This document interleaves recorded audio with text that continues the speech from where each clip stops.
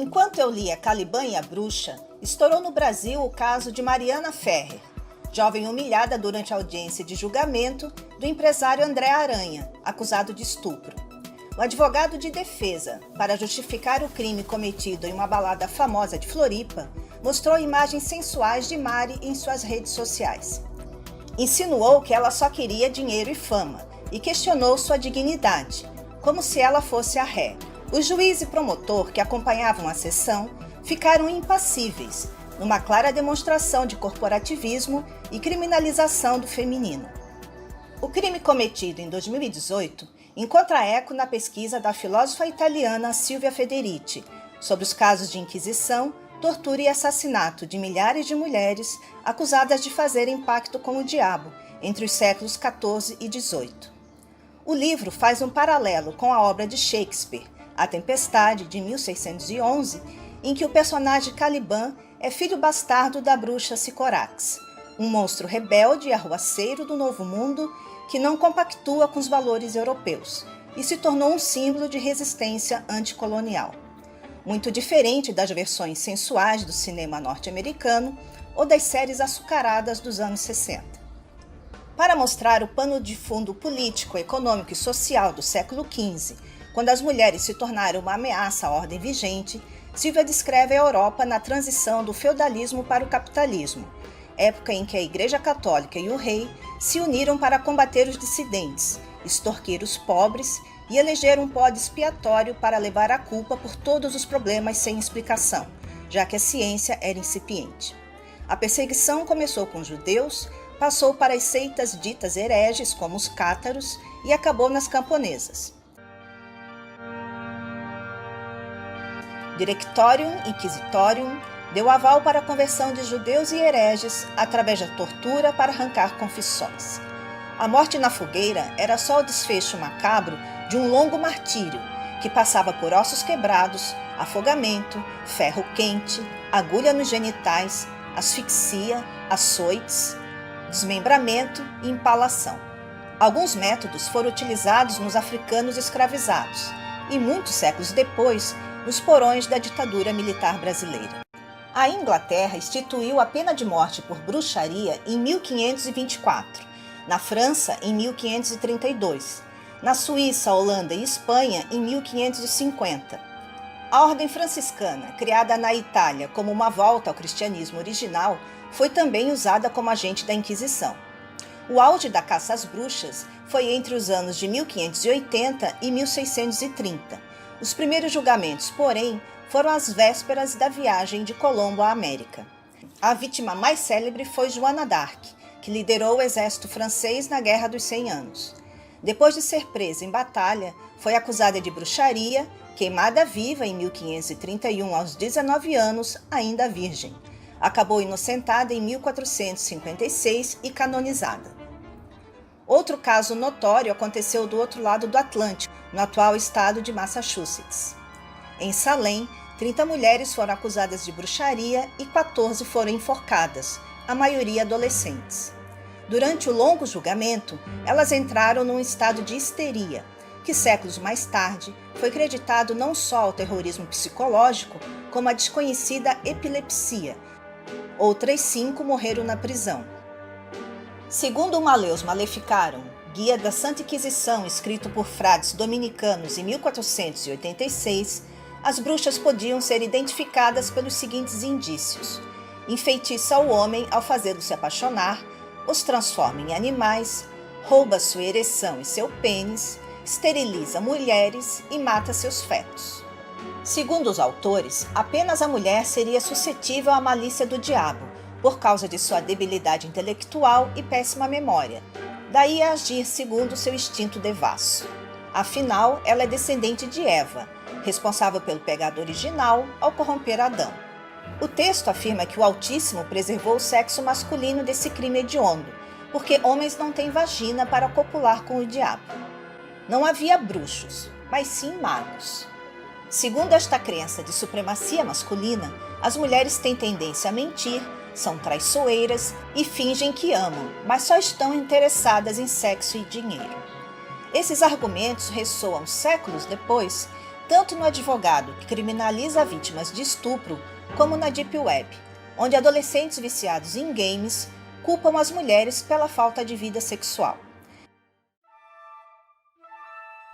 Outros sinais de bruxaria da Idade Média eram os oráculos, como quiromancia e tarô, uso de plantas para fazer ungüentos e chás, e falar línguas estranhas, como o árabe. Se reunir à noite em volta de uma fogueira para dançar e cantar, costume herdado dos celtas que habitavam a Europa antes da dominação romana. Os celtas faziam festivais de acordo com a estação do ano. O Samhain era o dia de reverenciar os ancestrais e foi rebatizado de Finados ou Halloween. Em maio, rolava a festa da primavera, quando as mulheres se enfeitavam com flores para comemorar o fim do inverno.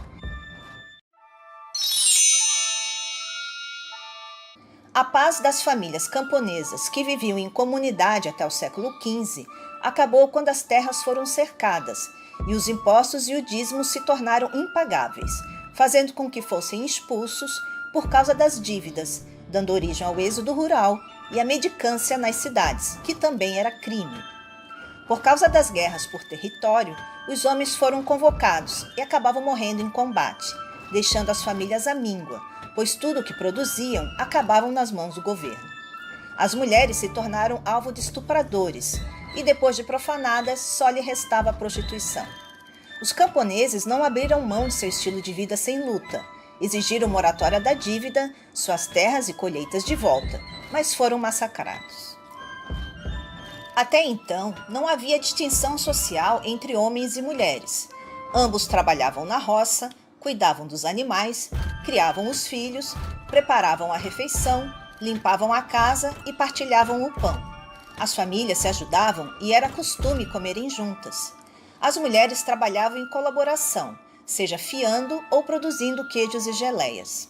Os camponeses tinham autonomia e isso enfureceu a classe dominante, carente de mão de obra, depois que a pandemia bubônica, conhecida como peste negra, dizimou um terço da população europeia. Foi aí que o controle da natalidade passou a ser criminalizado e coube à mulher apenas a função reprodutiva. Se uma criança morresse antes de 1 ano de idade, algo comum numa época de pouca higiene, a mãe era acusada de ser bruxa. As parteiras iam junto para a fogueira, por serem cúmplices. Por não poderem evitar gravidez com os métodos ancestrais, como o pessário, uma espécie de DIU, crianças indesejadas começaram a ser abandonadas na porta de igrejas. O útero se tornou público, uma máquina de fornecer mão de obra barata. E para que esses casos não ficassem impunes, o governo incentivava os vizinhos a se vigiarem.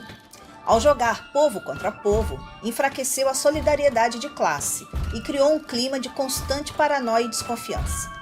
As mulheres eram culpadas até por tempestades que devastavam plantações ou quando animais ficavam doentes. Os companheiros, receosos de serem presos, não as protegiam. E o elo que os unia contra a opressão do governo se rompeu, dando lugar à misoginia. No lugar da terra, o camponês ganhou a posse da esposa como compensação, mas podia ser morto caso fizesse uma greve ou formasse um sindicato.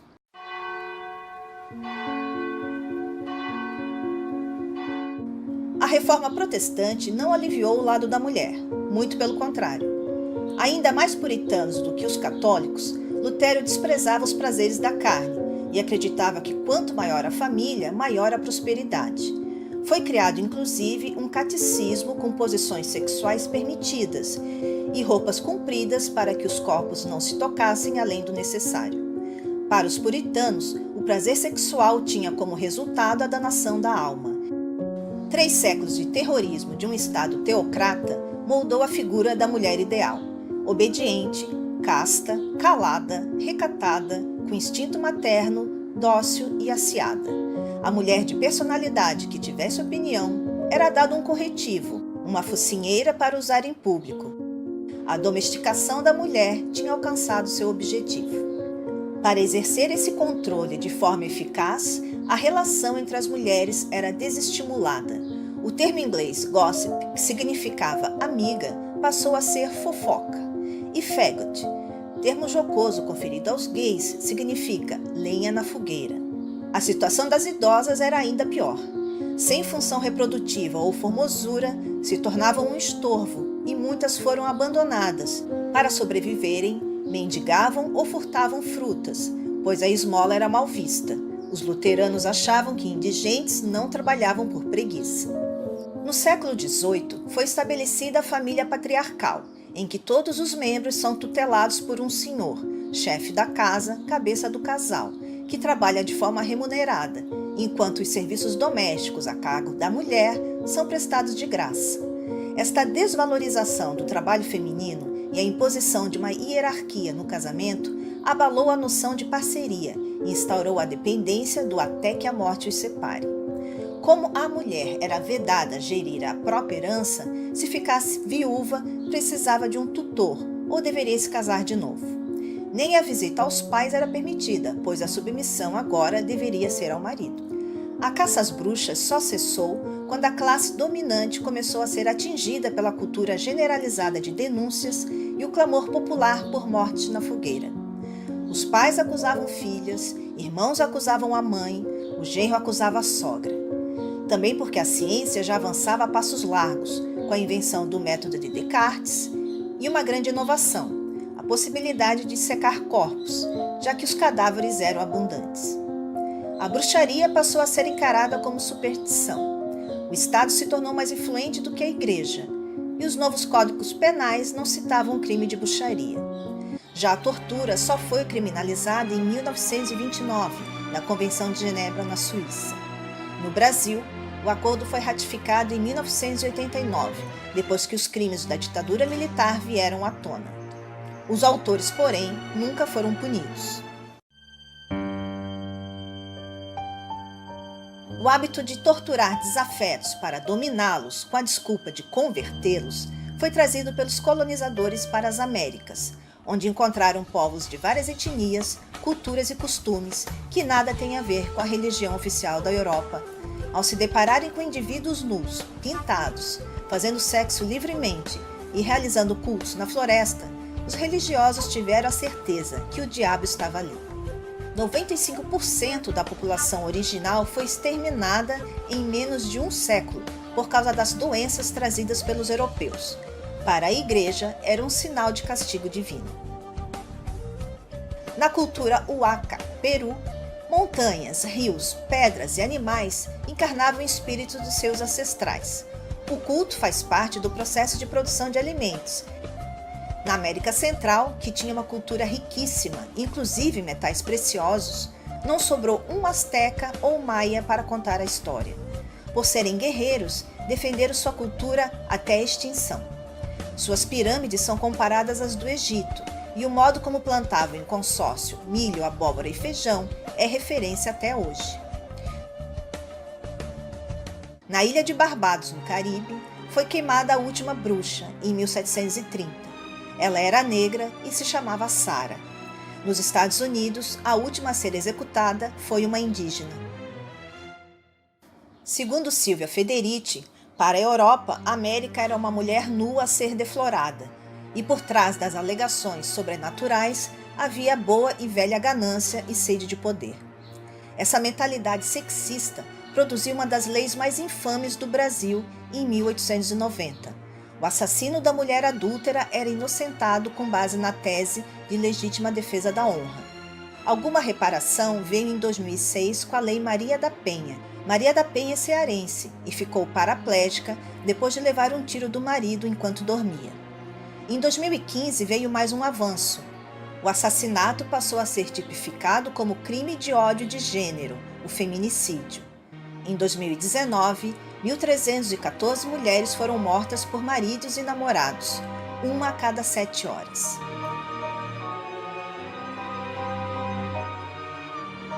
Toda essa tragédia foi motivada por passagens do Velho Testamento, escritas há mais de 2.000 anos de forma alegórica, como a que condena a sodomia e elege uma figura com chifres como inimigo mortal. Mas depois de tanto avanço social e tecnológico, isso ainda faz sentido? No filme Últimos Dias no Deserto, Ian McGregor vive Jesus em sua empreitada espiritual de jejuar por 40 dias. No deserto ele vive um intenso conflito, mas nada tem a ver com o ser mitológico da Idade Média. Na versão do diretor Rodrigo Garcia, Jesus lutava contra suas próprias fraquezas humanas. E como ficou a Igreja Católica depois disso tudo? Em 1999, o Papa João Paulo II afirmou que a Igreja deveria se redimir e pedir perdão aos judeus perseguidos pela Inquisição. Já o Papa Francisco chocou a ala conservadora este ano ao admitir que casais gays têm direito a uma família. Em 2019, ele elegeu a Amazônia como tema do sínodo, e não mais negando a cultura indígena, mas conciliando a mensagem de Cristo aos rituais ancestrais.